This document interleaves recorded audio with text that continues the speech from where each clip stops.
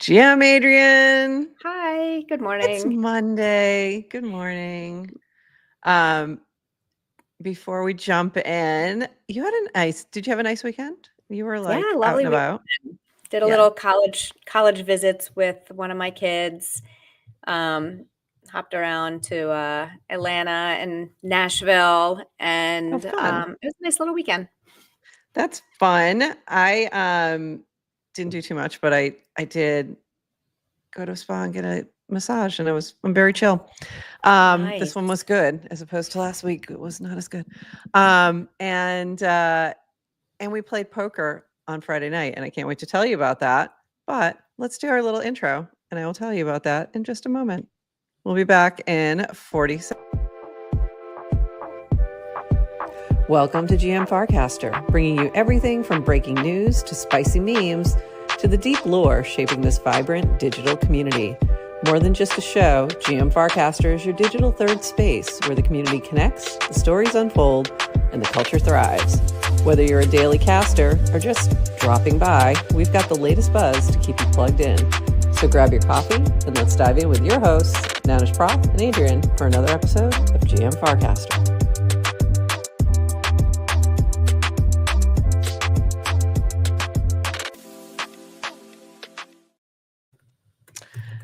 Ooh.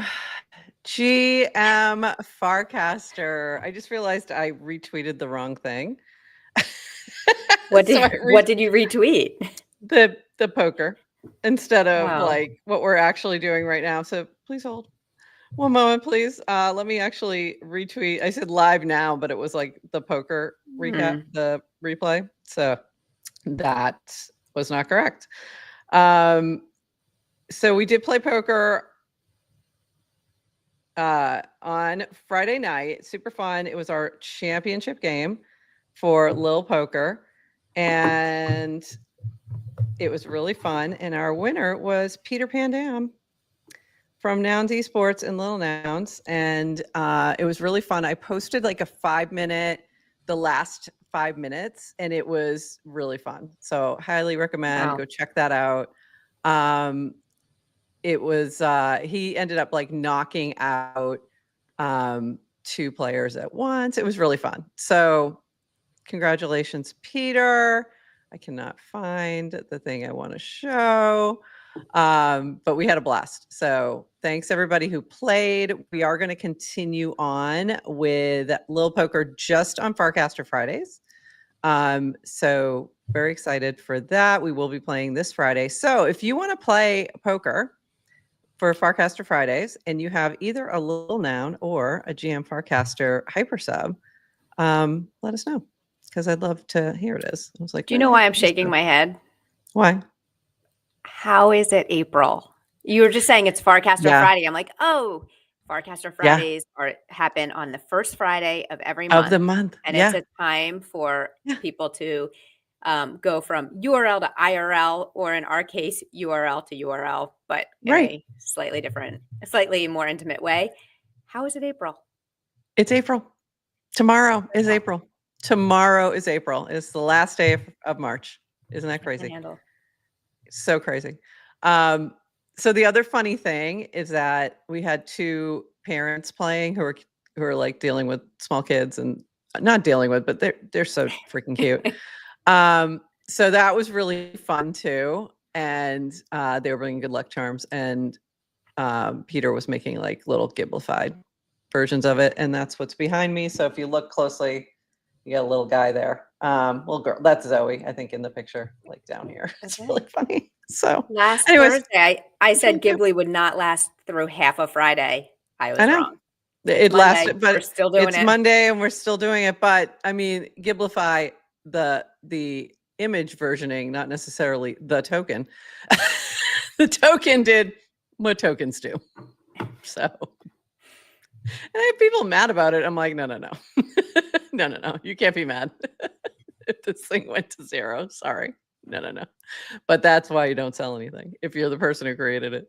Because you're just going to hear too much shit about it. Anyway, but the image creation is still going strong and lots of fun. So we had a blast. The other thing I did Friday, very last minute, which I'm now looking for as well. Here it is.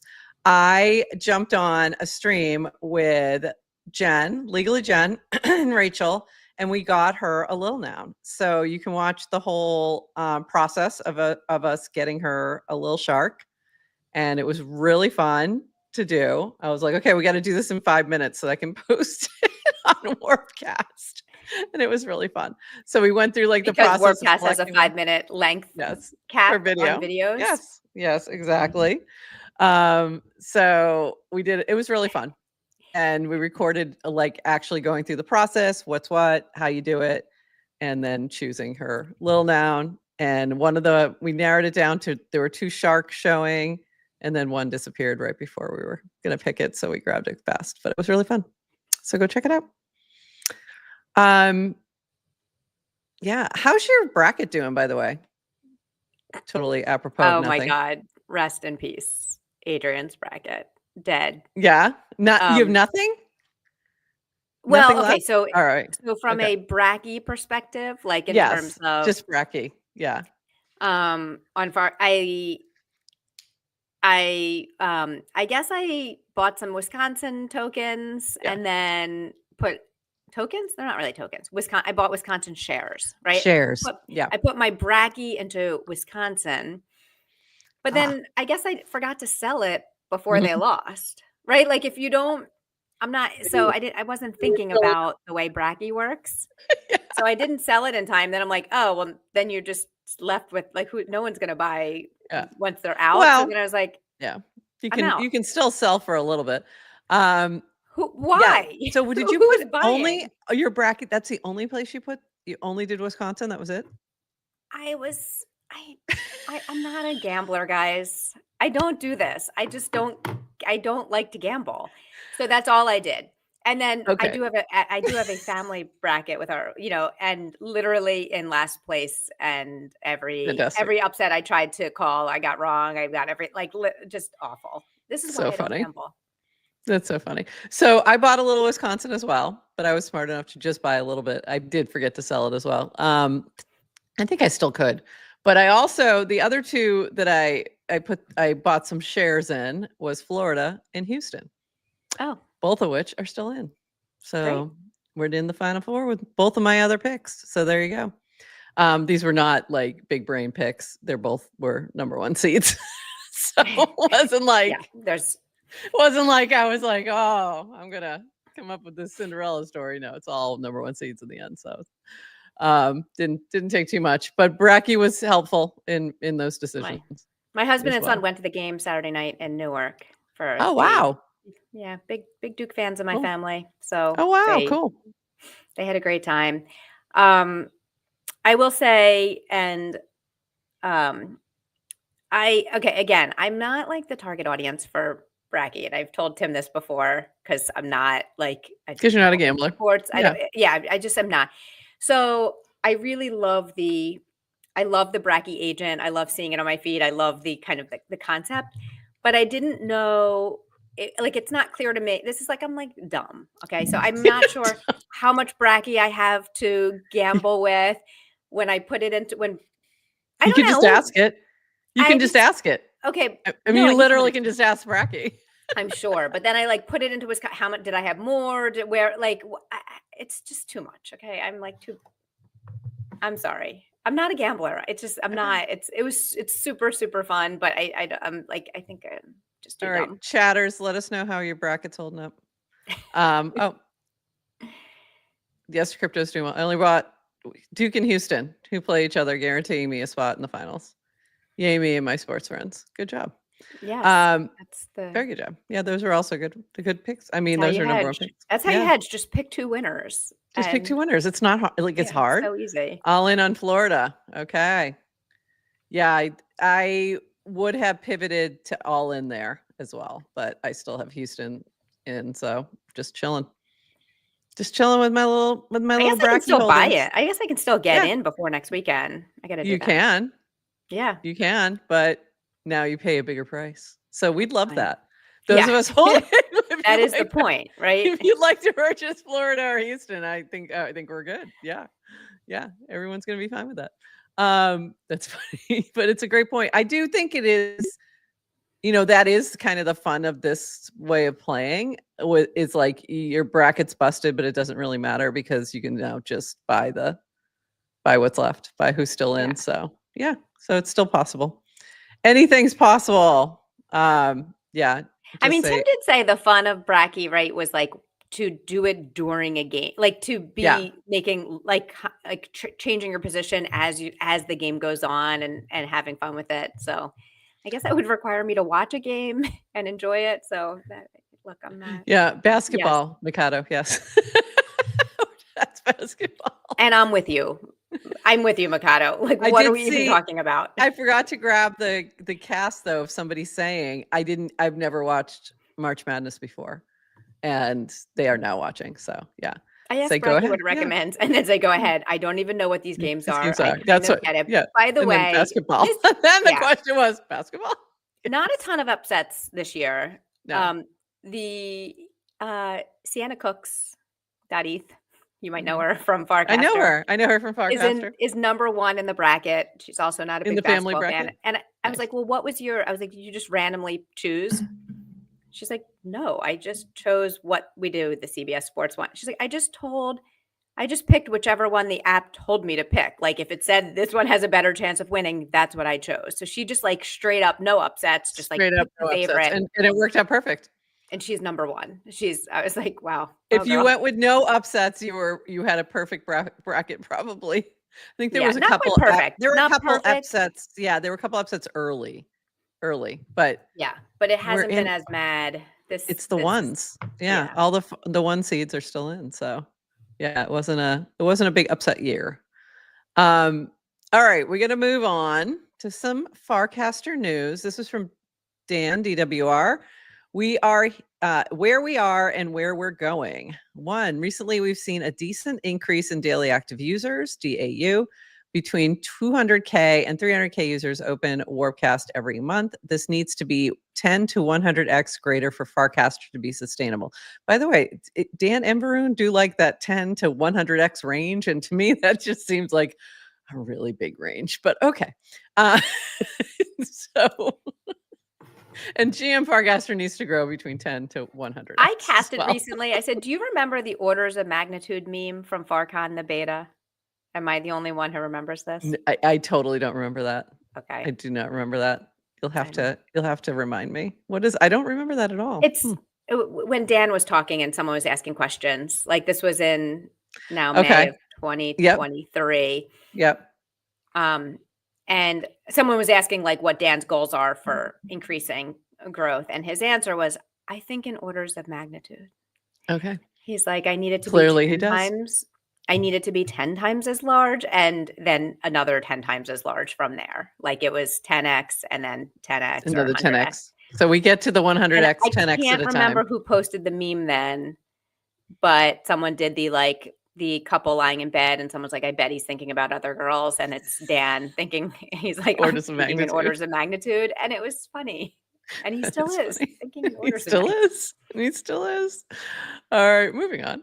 2, we've also seen a lot of previously churned users reactivate on Farcaster. I have seen that as well. 3, we've significantly upgraded our developer UX with mini apps, formerly Frames, and Wallet. 70K plus funded wallets. We've scaled our USDC rewards program for content, mini apps, and invites, 250K plus in USDC rewards and growing.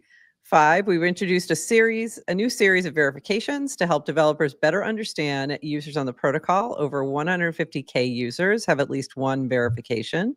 6, we've launched airdrop offers, allowing developers to target Farcaster users who use their apps via mini apps.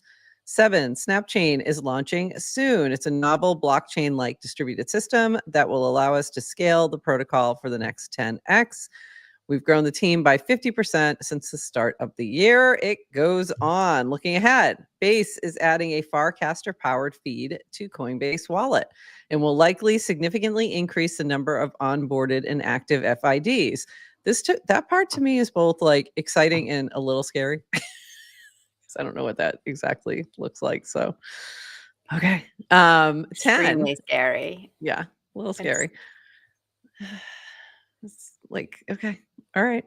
You know that But time like before the big tidal wave when like the ocean goes yeah, out and then like yeah, the like that's what you kind of you're like, oh, yeah. that's Okay. But Oh, it's a little nerve-wracking. As part of this integration, we're improving parts of the protocol to make it less dependent on Warpcast. This work will make it easier for other existing or new app to integrate Farcaster. This includes improvements to sign in with Farcaster and DirectCast APIs.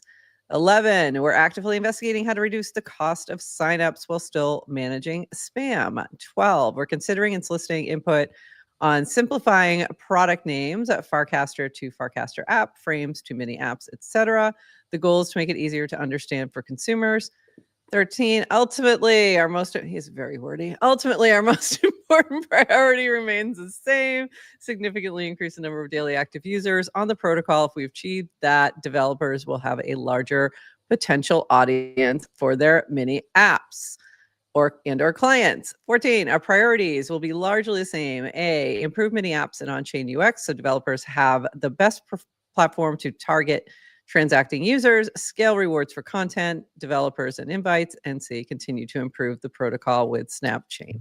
15, we're also planning to leverage our Coinbase wallet integration work to pitch other existing apps wallets. Okay, now this is even scarier. With large user bases to integrate Farcaster. We also expect to support other blockchains in both mini apps and wallet, e.g. Solana. 16, if we rebrand the app, we're likely to open source it. 17, I don't think I saw that part. Lower priority items, i.e. no new developments at any time soon. Channels, video improvements, support for up to 4 images in CAS, audio functionality, bring your own algorithm encrypted messaging. So those are the things that aren't happening anytime soon. So they'll just remain as they are. Okay, so that was a lot. that was 17 things. That was 17 things. What stands out to you? Wow, I don't know. Nothing. That was a lot. It's a lot. What a lot. and there was a lot of yeah, I don't know, nothing. I don't have a one. I don't have a quip. I think the big thing for me one. is the Coinbase wallet part of this, and which we already, we knew that was on the way. So that was that's the one that like I just don't know. You just don't know. It could be a situation where, it's build it and hope they come, but also like they're gonna do a big push. There's things happening around Farcon. So I don't know if that's the target time or not. Or if that's completely something else happening. I don't know. So there's a lot going on, and it's going to be very interesting to watch over the next month. So exciting stuff. Yeah, I think the Coinbase, Mike was asking, like we said, why is it scary? I was saying it's scary. Like, why? I think Sorry, one, Mike. it's like, well, I said it's like our cozy corner is going to get blown up, but it's also like things will break, right? Like it's like, how do you stress test a protocol? And also it's like the first, there's been so many experiments with different clients and kind of small niche communities building up, and that's been fantastic for the ecosystem. The more clients, the better, right? And yeah, for sure.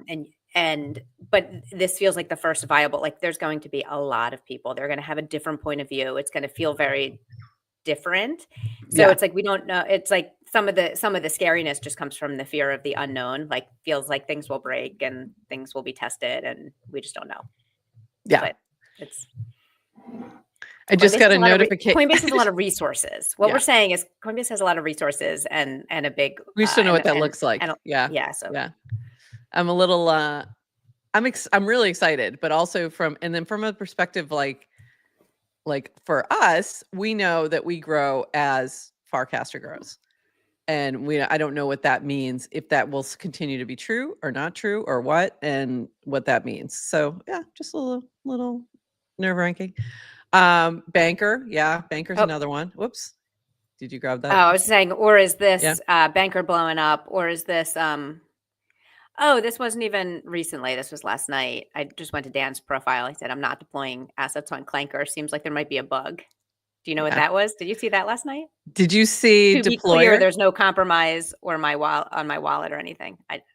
No, I missed that.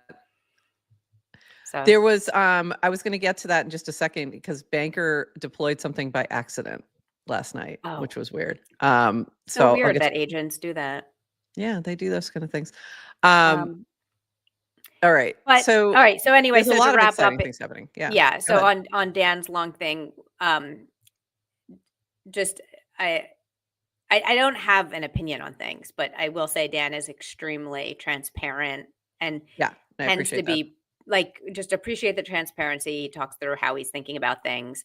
Pretty consistent too. Like he's not like they might change their mind as in rebrand of the protocol and app name. They might change their mind about things, but they talk through the reasonings and like there's pretty consistent values. So I appreciate it. And obviously if you have opinions, get into the feed and share them. Yeah, for sure. A few more things and then we're going to bring up Amelie. Amelie is here in our green room. Hi, Amelie. We'll be with you in just a second. We've got a few more things to cover. I almost forgot to pull this. So this from Brad Q, 29 seconds of Farcaster. What did you miss this weekend? It was naming weekend on FC. Frames are now mini apps. Warpcast might be gone in favor of Farcaster. And we learned that the show below could have been GM Fatline. I'll explain that in a second. I'm sure they'll explain. DWR.eth also spent a lot of time talking about FC direction, FC frustrations, and answering questions. That was some high quality threads. That's what we just went through. Shout out JRS, a coach for the Florida Gators, for making the Final Four, and he's going to document the week here, and also highly underfollowed, criminally underfollowed. Go follow JRS. Big weekend for Bracky, and many of us were seeing buy, sell, especially on Saturday night. Those Gators made us sweat. I was a little nervous on that one. Drew Kaufman.e tells the story of the new Noun Coffee in LA. Linda hit us with 71 mini app ideas, and Jake suggests a bounty for them. Linda also told us a Hunt airdrop is coming this week. Mint Club Downshift.eth announced the end of Microsub, and Ponder released an AI agent. And we are here to get you started. All right. Forgot to do that at the very beginning. Couple more things from the Farcaster team and a couple other items. We revamped the mini app developer tools on web along with the new, this is from Gabriel Oiso, along with the new mini app doc site. If you've registered mini apps with Warpcast, they'll show up on the landing page. Clicking on one will take you to a page with tools to manage your mini app. Preview, edit, validate, refresh Farcaster.json and FC frame meta tag. Create mini apps opens a tool that guides you through generating, previewing, validating, and then registering your Farcaster.json with Warpcast. There's also standalone tools to preview your mini app and mini app embed at the bottom. Hope you find them useful. Let us know what you think and how we can improve. These look very cool. This looks like a very helpful improvement. So that is good to see. And then this was fresh coat of paint on the Farcaster mini apps, nay frames, V2 Docs website. Shout out to Blockheim, Diodad, Gabriel Oiso, and Pyrups3. We'll just call him Daniel. I can't say his handle. This was from Kartik. You can now send a direct cast as a note whenever you send tokens to someone using the Warplet. For now, the direct cast includes an Explorer link, but we'll make this a better embed in the future. So that's good. When you're sending somebody something, you can tell them that it wasn't a scam token. By the way, while we were sitting here, I got a text message that my Trust wallet has been compromised. And I'm like, I don't have one. So I'm going to guess that is did it come over email? Thank you, though. Like, how did you get that message? No, like through a text message. And I'm like, I literally don't have a Trust wallet. So don't think so.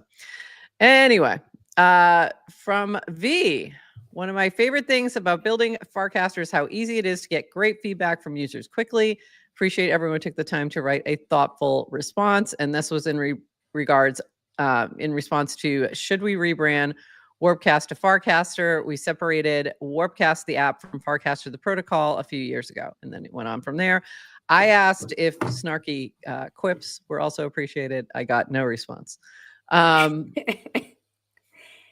with that what you will. But that was a very interesting, conversation that was going on. So this is where Fat Line came in. This is Horsefax saying, I unironically, which I'm not quite sure I believe, think this is a good protocol name. And this was V. If you think Warpcast is a bad name relative to Farcaster, one of the original suggestions for the app name was Fatline.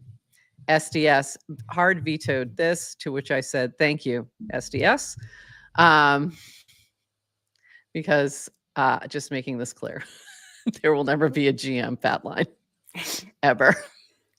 Never, ever. Never, ever. Not happening. Yeah, it seems like obvious. We're not very bad at naming things, people. Very bad at naming things. Other couple quick things. This from Linda. Video recording from our Farcaster frames. Now Mini Apps Workshop, co-hosted with Samuel Huber and Rish a couple days ago. We plan on running more in the future, so let us know what you want us to cover. And this was in quote-casting Samuel Huber's, ladies and gentlemen, framers, no called mini appers. We have a recording available. We'll have better recordings next workshop. Please suggest workshop topics. So if you have topics for workshops you'd like to see, drop them there. Super helpful. By the way, this was amazing from Horsefax. The triune graph sounds way cooler than product-led protocol. The app, the protocol, the network. I have a hard time even looking at this and making sense, but okay. Okay, we are running short on time, so now I'm very quickly trying to figure out what I really need to jump on here really quick. I'm just gonna, eggs dropped. Everyone's seen this. It's all over your feed. Borodutch, thank you for having me recast everything. I appreciate it. Did you get the airdrop? I got the airdrop. Yes, who didn't? Hens, I have eggs. You did not? I did not. Oh, how? I think it's because I blocked Burrow Dutch from amps and not allowing him to buy my recasts. It might have been it. That's funny. I'm cool with it. I have nothing but love for Burrow Dutch. We're cool. Yeah. We get it's I think I'm not upset. I'm not upset. Yeah. I don't want eggs or cocks on my feed. I just don't. I know. It's a lot. There's a lot of feelings about this. Can I give some advice to founders? Yes, you can. Of course you can. Okay. Airdrops are super cool, right? And loving the whole mechanism that Farcaster is doing. It's a great mechanism, by the way. Yeah. You are taking over the feed for a short minute of time. Whether or not you're getting the attention of people who you want by giving them the airdrop, but then you're also getting the attention just of the feed because everyone's talking about it. So just don't let that opportunity go to waste. Make sure people know, not just, I guess, I don't know, maybe Burrow Dutch's approach is just say cock a lot and then people will take the effort to go figure out what it is. Why? But also when you have people's attention, don't make people work for it. Don't make people work too hard to find out what it is you're doing. Make it easy. That's all. And also not too complicated. This is quite, there's a lot of complexity to this. Mm-hmm. It's a game, but it's, I don't know. There's a lot to it. And then I haven't fully figured it out myself. And I was playing around with this, a week or two before this drop. Probably about a week. But this was so funny. Inside Merkle, there are two wolves. This was 6 open timeline. First cast I see is my cock is ready to grow your hen house. And then Ted, yes, I know. And then you see the URL includes, and then you see tons of them all over your feed. So Ted, not thrilled. But then you have Woach just right in there. So it's, let's just say it's complicated. There's many feelings about this. Elsewhere, in a little more elevated news. Wait, listen. And the beauty is, and this is, there is never going to be a project or a something that speaks to everyone in the world. True. That's great, right? The internet allows people to find your own, find your people. Find your thing. I am really glad Woj is all in, and I like that other people aren't. It's that's great. We shouldn't all have to. No, I know. be into eggs. I know. No, we shouldn't. A few other things. If you're not following Cap Hill Crypto, or the Law and Policy channel, highly recommend. This is a great read regarding the Stable Act, DeFi vote, new bills and hearings. So go check that out. Law and Policy channel is really good, really helpful for this kind of thing.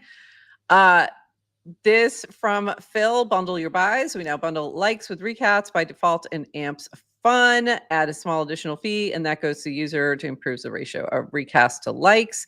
You can turn it off if you just want to buy recast. If someone has already organically liked your cast, we exclude them so you don't pay extra. So that's good. So new little thing from, and we did talk with Phil last Monday.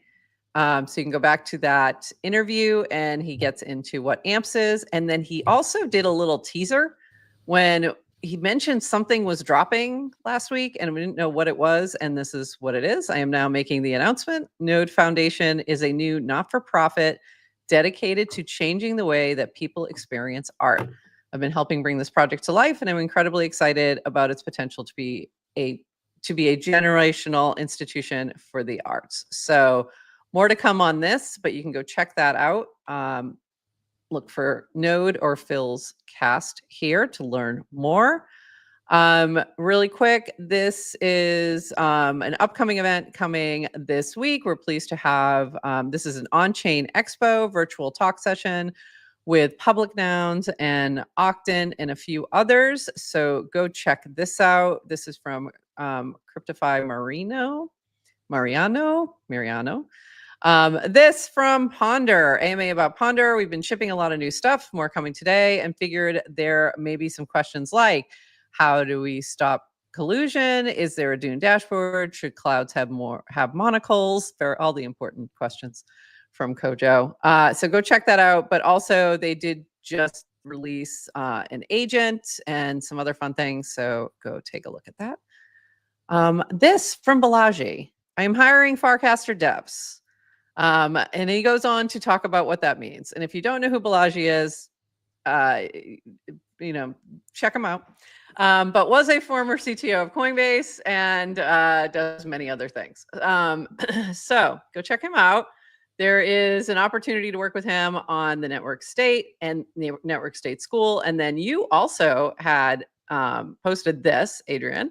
This is a job posting for a lecturer at the Network School. They're looking for PhDs in STEM to expand to the Network School. Not just PhDs. It's not just PhDs in STEM. Prof, I think this should be right up your alley. No. Okay, sorry. I'm not moving to Singapore. Right. Okay. But if you want to move to Singapore and you're interested, no, it was specifically starting with they're looking for STEM lecturers. Yes, okay. STEM related lecturers. So that could also mean computer science, etc. But yeah. This job posting is to be one of the first lecturers at the network schools. Give me all kinds of feelings. I'm seeing it while taking my daughter to visit colleges today, so it's hitting extra hard. Well, I try to formulate my thoughts. Check it out and let me know what you think. I would love to know more about what you think. We don't really have time to jump into it too much today, but it is interesting. It's really what Balaji's trying to do beyond network state thinking is rethinking academia, which I am all in favor of. You may not think I am, but I am. I do think there's a lot to be improved upon. I think there's a lot of good things, but I love seeing the experiment that he's doing here with the network school. So I'll just leave that. I DM'd him my cast to let him know I shared it, and he said, "That's the sad emoji." That's a sad emoji. It is sad. And I was like, "No, it's the feelings emoji, and my feelings are." In another lifetime, I said, in another lifetime, I would be the first to apply. Yeah. That's what the feelings are. I have complicated feelings, but this is somehow being a lecturer at one of the first lecturers at the network school sounds like a dream for me in another lifetime. In a different, if I had any desire to move to the other side of the world, I would consider it. But I don't. The irony of all this too is the network state is all about the internet first, right? But then the network state, then if you take it to its conclusion, like is still physical, grounded has in to have a some physical physical space, location. yeah. Anyway, For very sure. interesting. People should check that out. Very interesting. Last thing I'm going to just tap on really quick, two things. He also was getting into it with a little bit about, I haven't had a chance to follow up and see. Yep. Okay. Looks like they were getting into it with Ryan Grimm about startup societies. So go check out that conversation, Balaji and independent journalist Ryan Grimm. So very interesting. And then this was the funny thing I wanted to point out, but also very interesting. Banker got a little too sensitive.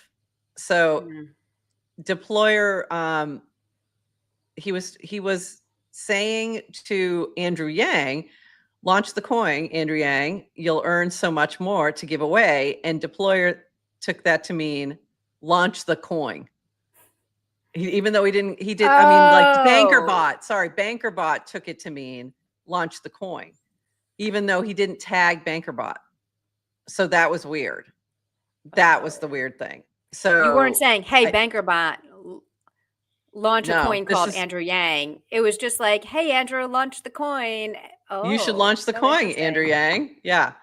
And what happened was the bot picked it up and launched a coin. So be careful out there.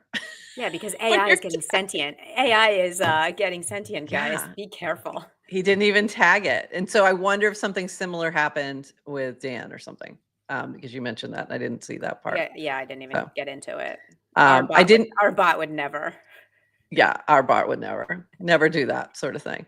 One thing I didn't get a chance to get to is, whoops, why isn't it? Oh, add to stage. But I'm going to just show really quick and then bring Amelie up because we don't have time for all the fish pictures, but there were a lot of fish pictures as well, which I can't even find them now. But yeah, there was that too that happened. So much fish. So much fish. I finally posted something because I've never held a fish, nor will I ever. I've swum with dolphins, but I'm not fishing. So I did post a photo of me with a fish statue. I know we're beyond 29 minutes. Thank you, Lynx. It's Monday. He literally, no, I'm sorry. Lynx just get here. Put this in the chat at 8:59. So literally we were not beyond 29 minutes. We weren't. Learn now math. Learn math. Now we are. I do think we have some new people though in the chat who are not sure of our format. So just if you are new, we do 29 minutes of Farcaster news. We used to do it 21 minutes. The number means nothing. It's what we try to do. We always go over. We apologize. That's just what we do. And when we have guests, we bring them on after the news, and we usually chat for about half an hour. Also, we try to stick to half an hour, and we tend to go over. So thank you. Welcome to all the new people. We are GM Farcaster. And welcome back, Lynx. We've missed you. He's been busy. He's gone already. He went back to work. He had 30 minutes before work started. So okay. Let me bring up Amelie. Hi, Amelie. Welcome. Hi.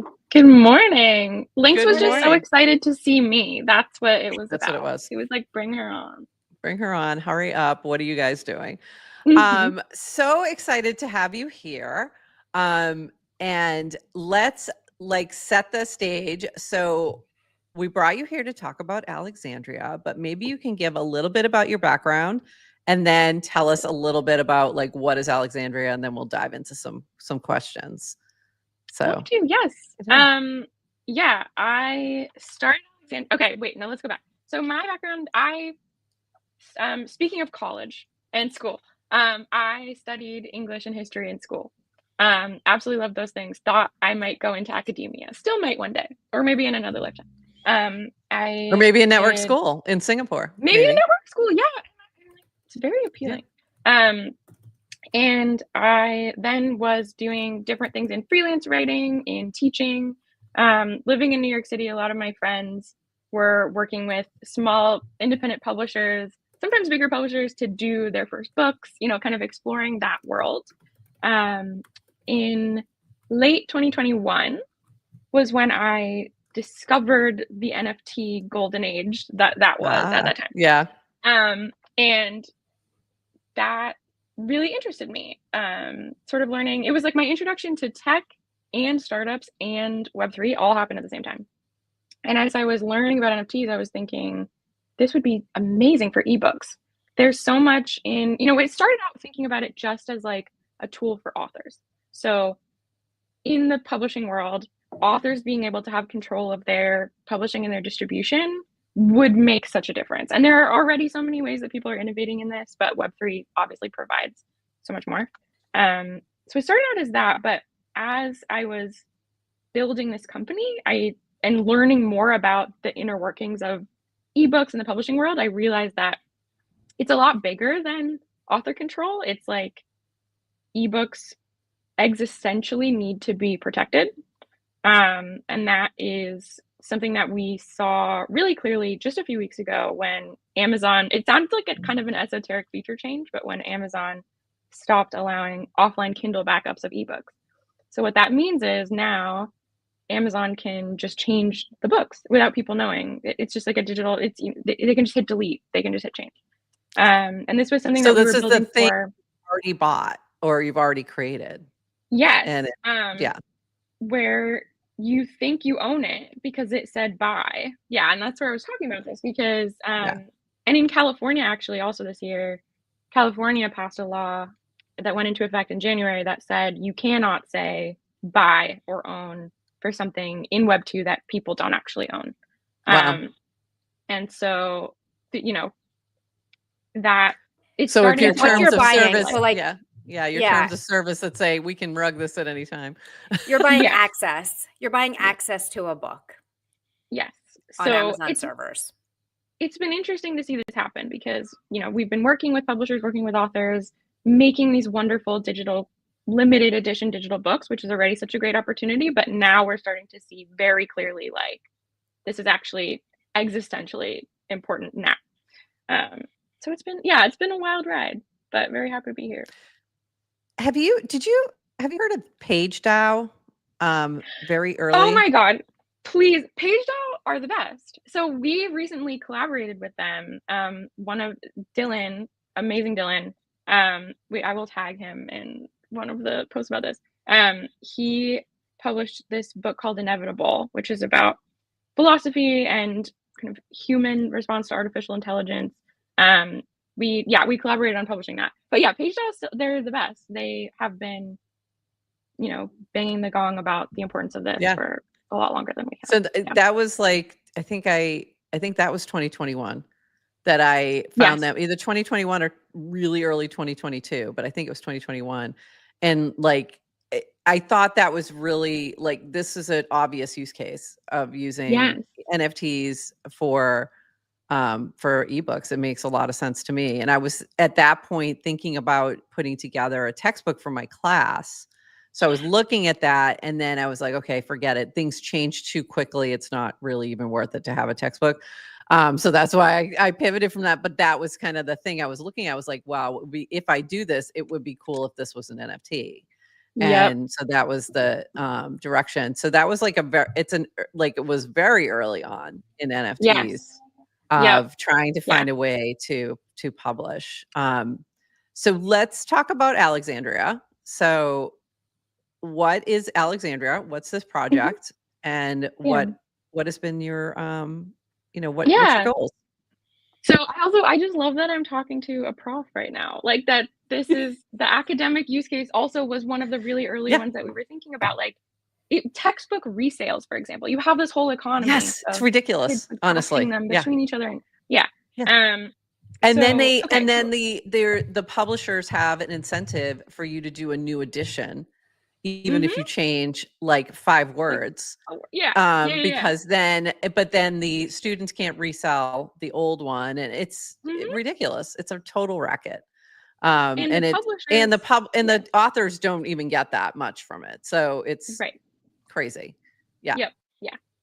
So go ahead. So amazing early use case that we thought about. So Alexandria is an infrastructure for the book NFT world, because there's a lot of things about books and like long form content specifically that is very different from the visual and even the music that we're seeing a lot of people building for with NFTs. One example is encryption. And that's where we have been working with Lit Protocol also since really early on for decentralized encryption, where basically token gated, right? Like if you own the book, you can read it. And that makes a really huge difference for many authors and publishers. But thinking about what does that experience look like? And we've also been really thinking about that experience for readers, like not necessarily collectors. Obviously, these books are limited digital edition collectibles, and they do have great value. And we've done really amazing, like artistic things with them, and really thinking about readers and scalability.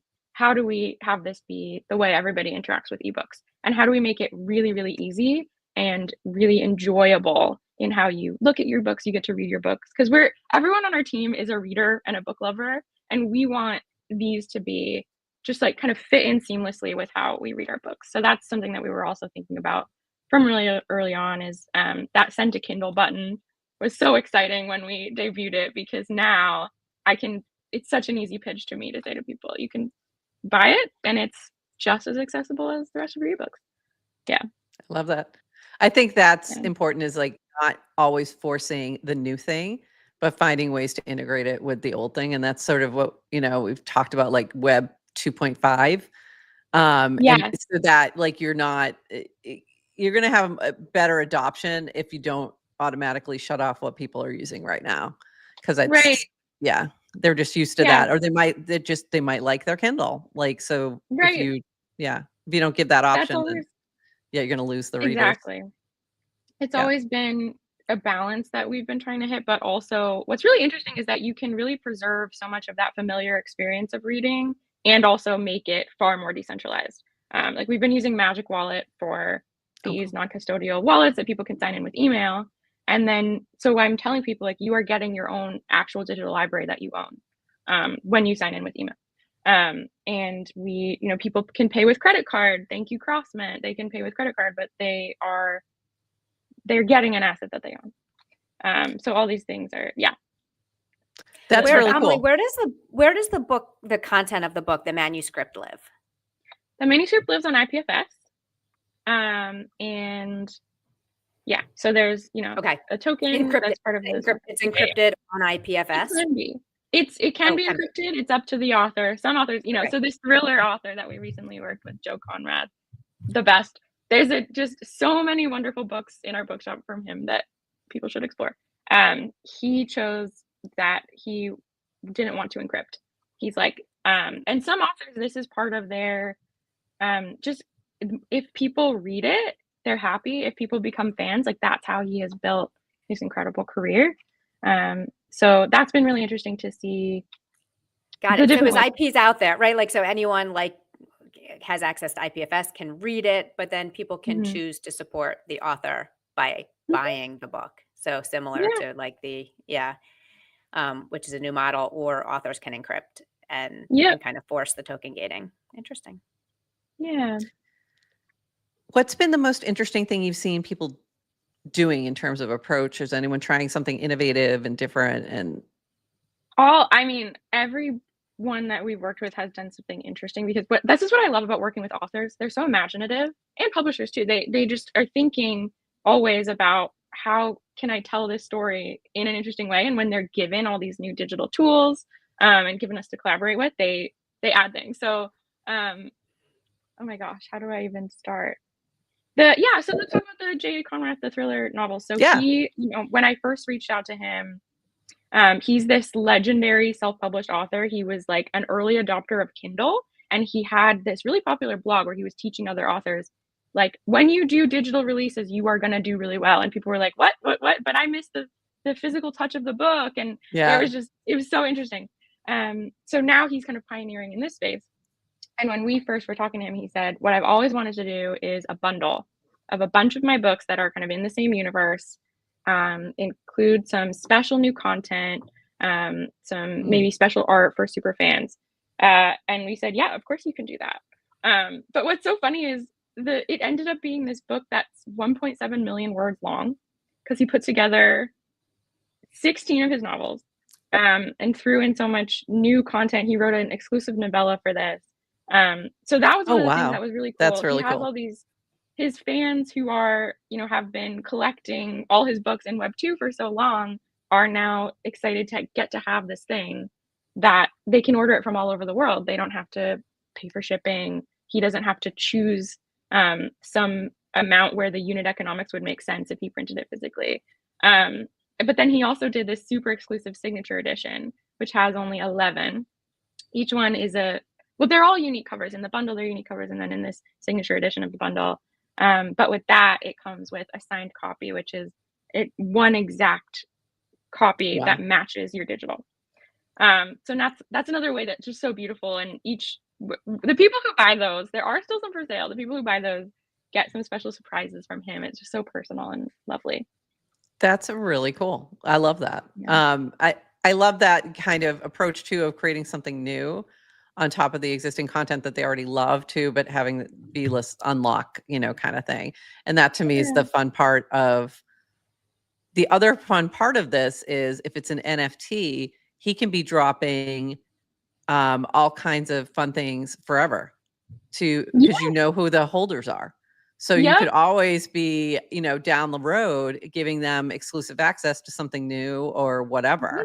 So, which is really, I think for artists, creators, authors, whoever, that's something that you can always tap into. And it may not be something that you have planned or something specific right now, but who knows? Like down the road, it might make a lot of sense. So that was exciting things. That brings me to another really great example of there's this author, Ana Maria Caballero.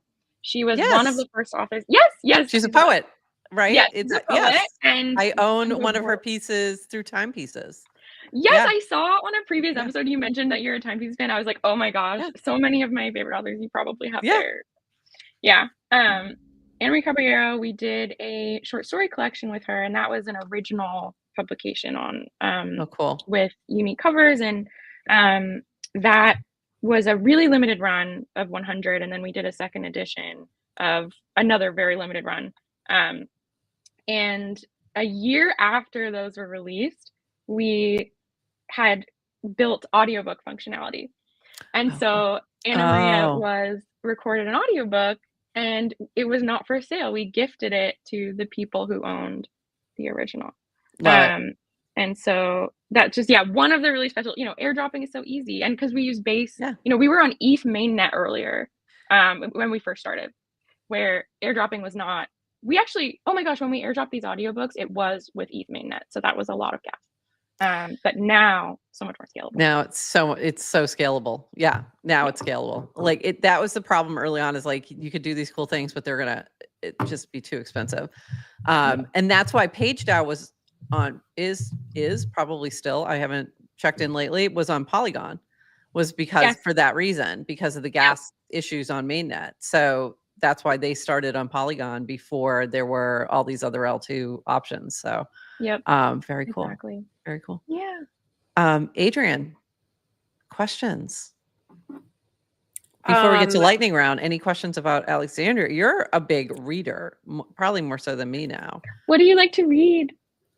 Oh my God. I do a mix of like businessy books, businessy techie books, and then I'm like in fiction. And that sounds like same. Yeah. Yeah. What's your favorite? I don't have like a genre. I don't have a genre in fiction. Yeah. I like books that I can get into quickly and easily, and that are kind of like easy, fast reads. I love historical fiction. Because I find it like a great way to learn about time periods and things in a entertaining way. Like, love historical fiction. Yep. That is fun. I do too. They do so much research. I'm more of a legal thriller kind of girl. Ooh, so like a John Grisham or Carl Haysen. Love his work because he's also very funny. So he was I forget what the one, Bad Monkey just came out as a show, and it's so good. But that's like always been and also he's very focused on Florida, and I just find it funny, his views. He captures Florida man quite well. So it's pretty funny. But those are kind of like when I go fiction, but I was such a big reader, and I definitely have faded over the years for sure. But I used to, when I was a kid and like into even law school years, I think I read more fiction during law school when I had like, hundreds of pages to read every night of law stuff. It was weird. It was like I kept my brain going, but gave me a break. So I used to read a lot then. There's like ebbs and flows with reading in your life.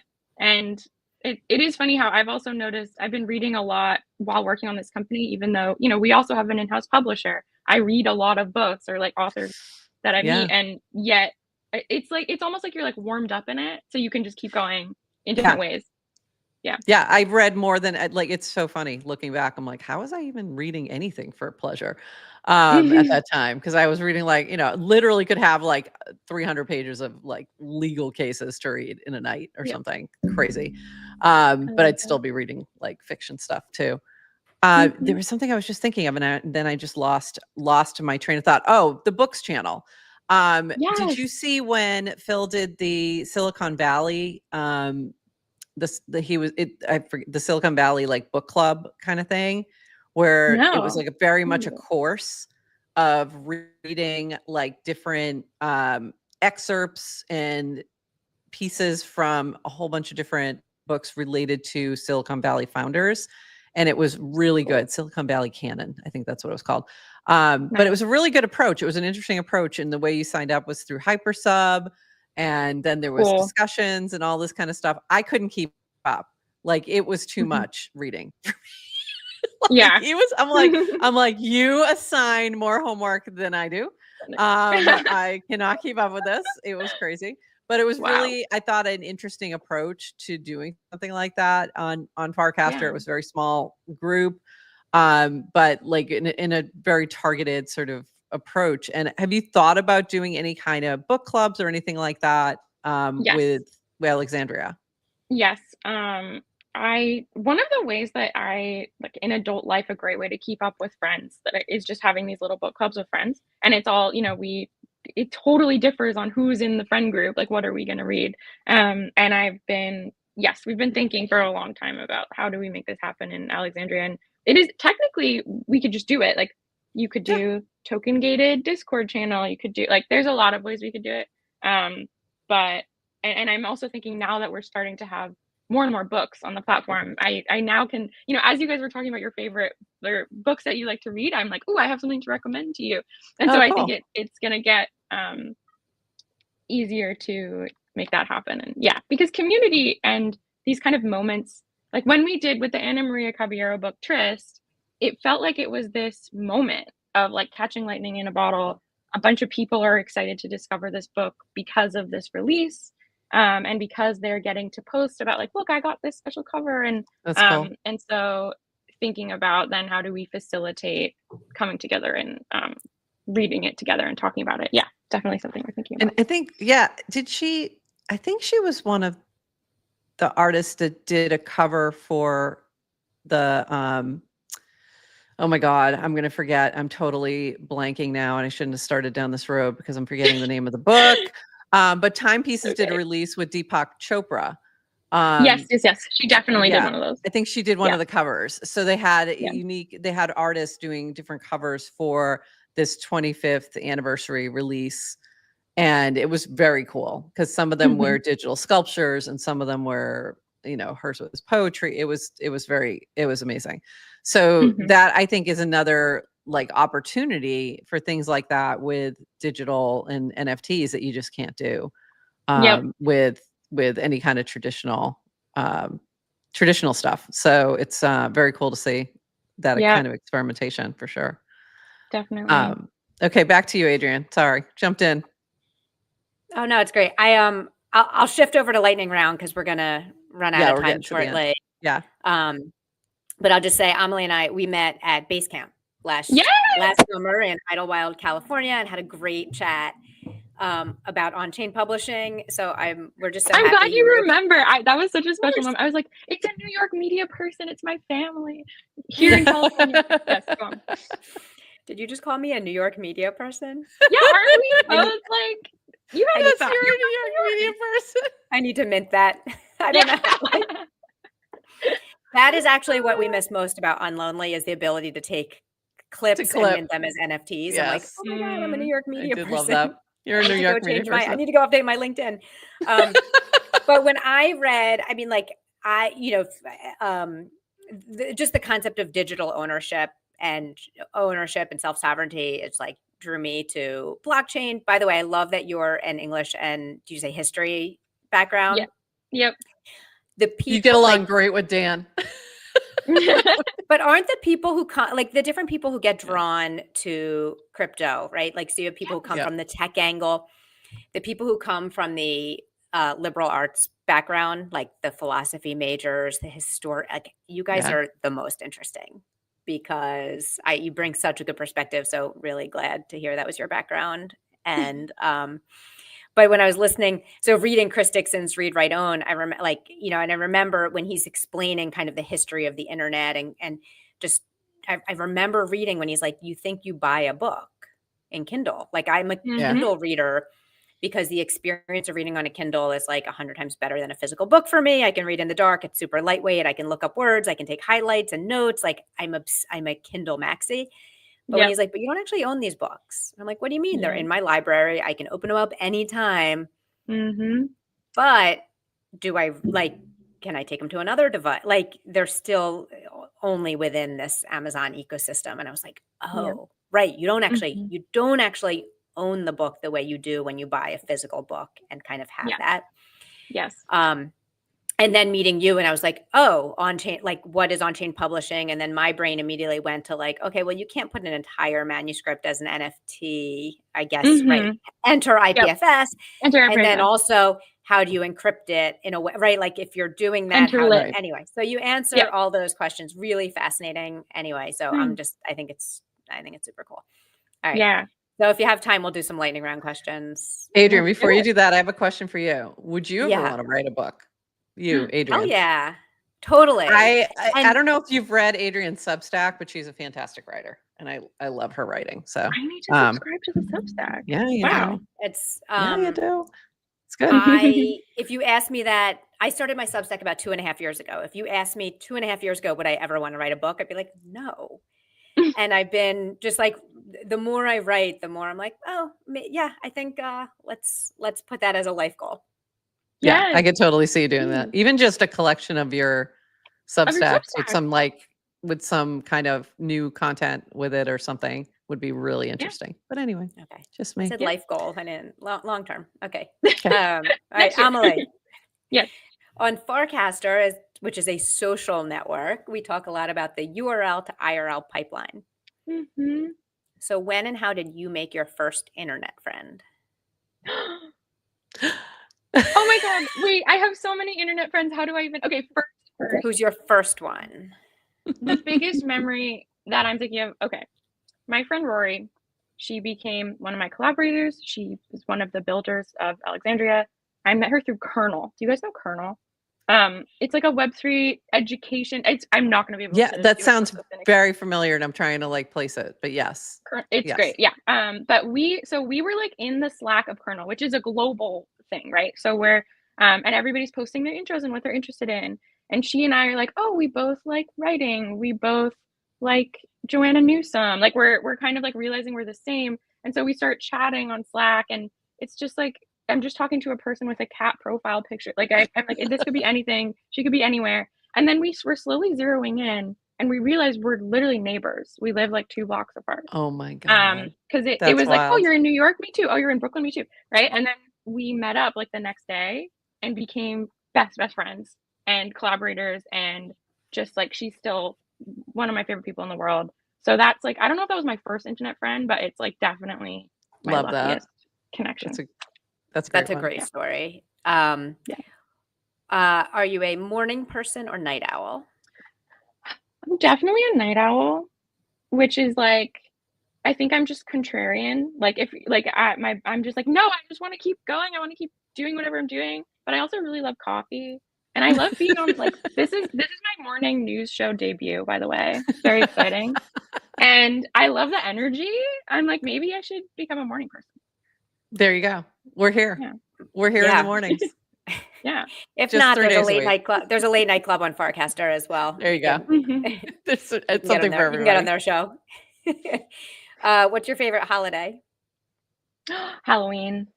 It's so creative. It's so spooky. I love it. Favorite channel on Farcaster? Okay. I love the books channel, which I actually I only was like, if discovered she kind of doesn't say books, recently. I mean, come on. Yeah, I love the books channel. Phil has been an amazing new friend.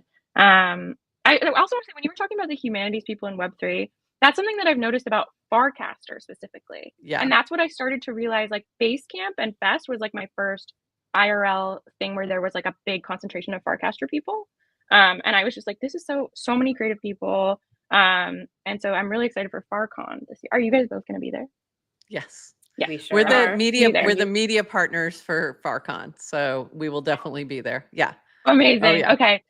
Yes. Um, If you can hang yeah. on after we after we finish the show, hang out for a few minutes and we'll chat. We'll discuss. Okay. Okay. We are also Have a little private. Yes, we are going to be hosting a book fair. So, books, Oh. humanities, people going to FarCon. Please come see us. Oh, cool. Oh, I did not know awesome. that. That's amazing. It's new. It came together a couple days ago. Okay, cool. I love that. That's like the story of everything in crypto. Like Rachel's event last week, I was like, I thought I was late. She's like, no, I just planned it. Yeah. Yesterday. She asked me to speak at an event a day before the event. I'm like, am I like the last person you asked? No, I just planned it 2 days ago. Yep, exactly. I was like, oh, okay, great. Beach or mountain? Beach or mountain? Oh. We're back to Mountain. lightning round. Yeah, mountain. What's the next country you want to visit? Okay, another internet friend that I made is the founder, one of the Friends with Benefits founders, Caitlin Davies, who now has founded a bookshop in Lisbon called Well Read. I want to go to this bookshop, so I need to go to Lisbon. There you go. That's amazing. I wish I You can go to NFT. Isn't there an NFT conference in Lisbon coming up in June? Oh, I think. maybe I need to go. Yes. Yeah. Isn't Me on Base talking at it? Yes, I think so. About I think CJ is talking at Okay. Completionist, yes or no? Yeah. To a fault. Yeah. If you were to write a book, what would it be about? I need to write a book. I have written some pieces of novels, so I think it would be a novel. I want to write like a literary fiction. Yeah. Okay. That's very cool. Camping or hotel? I think hotel, but I love adventure, so yeah, let's say hotel. Kiwi skin on or off? Off. And last question, what is the last thing you bought with crypto? Oh, probably one of our books. Like we, in our bookshop, we tend to have books that I want in my personal collection, so then I buy them. That's awesome. I love that. I love that. Emily, so good that you were here. Okay, before we go, just for everyone, if we want to buy a book, if we want to buy an on-chain book, where do we go? Oh my God, it's so easy. Go to, so on the top right, the little lines. alexandriabooks.com. Hold on one second. Let me get a bigger. Alexandriabooks.com. Let me get a bigger screen here. There we go. And then you'll be able to see bookshop. Here's and the check shop. All the, you can search by category. You can, if you scroll down, we have it currently organized by publisher. We have these free editions from the wonderful thriller author Joe Conrad. Come check them out. So many wonderful books, some original from our in-house publisher, some from wonderful independent presses that we work with. All great. A lot of them are about Web3 or about, the kind of society of Web3. Like Web of Value. That looks interesting. You gotta go check that out. Yes, Very check out cool. Web of Value. Yes. Cool. And with those, what's cool is, you can sign in with any wallet, but you can pay with credit card no matter what. Maybe you don't feel like having some base ETH in your wallet. Just pay with credit card. It'll be okay. Look at the covers. They're so cool. The covers. We make those. We don't make Yeah. all the covers, but we made a lot of these. I'm glad that you. That's it. Cool. Oh, well, that's cool. Gets my attention. Love it. Love it. Love it. Love it. Adrian, anything else before we wrap? I think we covered it all. This has been amazing. I love this combo, and I got to go check out Alexandria and jump on there. But this is very cool. I love what you're doing. Very exciting to see. Adrian, this is it for you this week. Yes. She's leaving. April, this is the winter of Adrian, and April is the month of Adrian. I am gone for the rest of the week. I will be skiing.